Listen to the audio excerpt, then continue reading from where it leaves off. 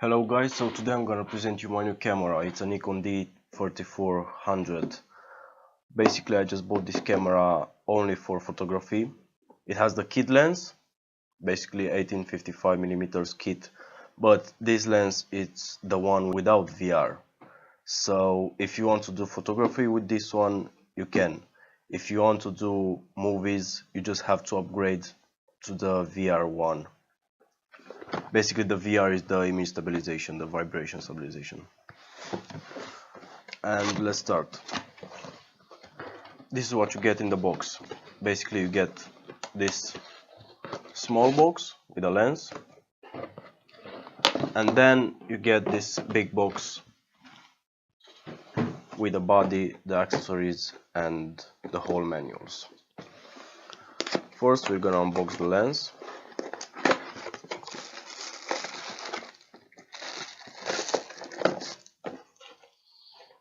This is the lens. It's the 18-55 millimeters without VR. It's the new one with the button. So basically if you want to open it, you just have to press the button and then rotate. And this is the zoom. Then in the other box you get the manual and a bunch of papers. You get the Nikon strap. You get the battery. It's a lithium-ion battery pack. It has 1240 milliamps.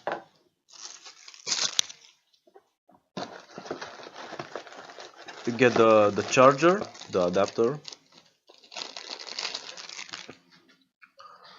and beside of this one it's with a US brick, and you get the European adapter for the brick, as you can see, and then you get the UK adapter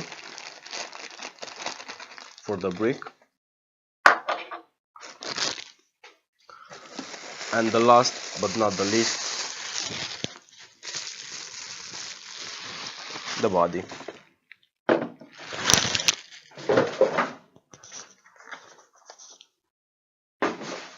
And this is it.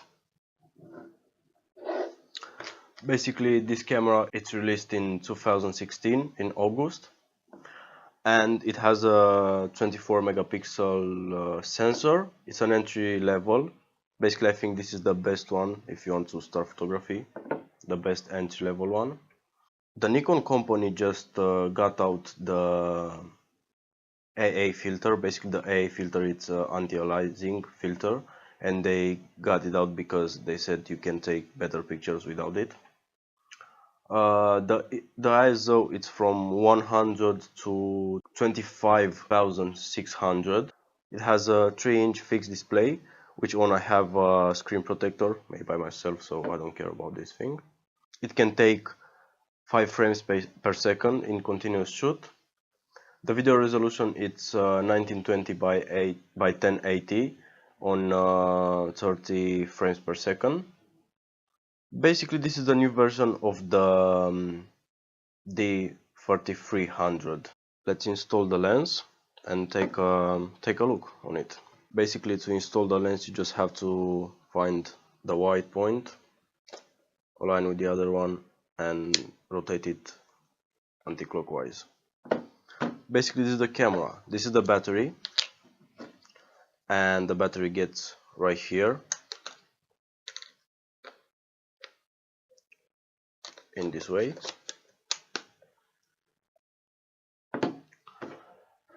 And the camera, it's now ready to go.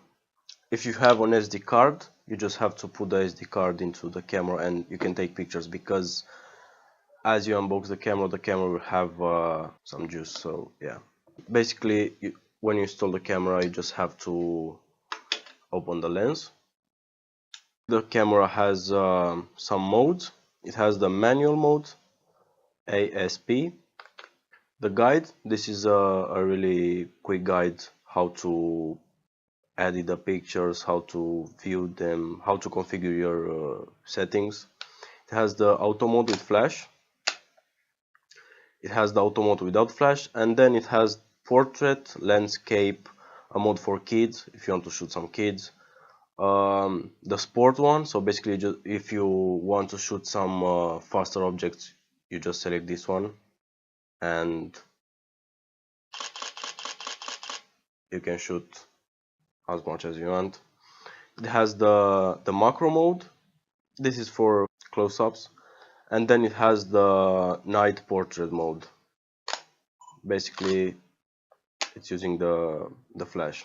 And the last one, it's effects, where you can set some effects like this one. Basically, this effect can sketch your picture and it looks like a drawing or something. The pros for this camera, it's that it has a Bluetooth connectivity, it has an optical built-in viewfinder, it has face detection, focusing.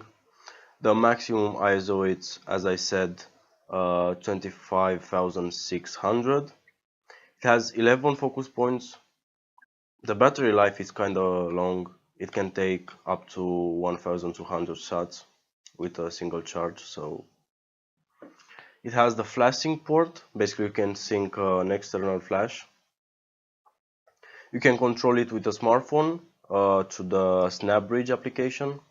And now the cons are that the camera has no wireless connection, it has no image stabilization, it has no touchscreen, no environment sealing, and the camera doesn't have a built-in motor for autofocusing. So basically, if you want to change the lens, you just have to buy a lens with a built-in motor or something. In the last time I just started to shoot some videos with this one.